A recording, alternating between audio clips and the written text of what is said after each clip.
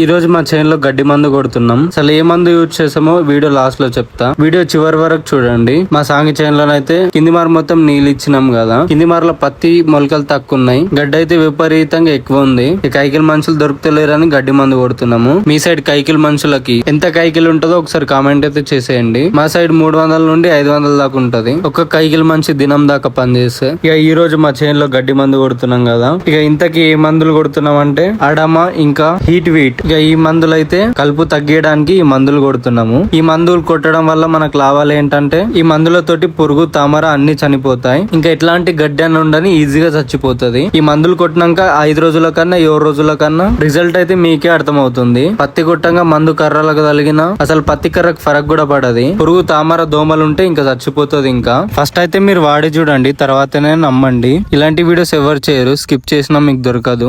Follow subscribe చేసి అయితే పెట్టుకోండి.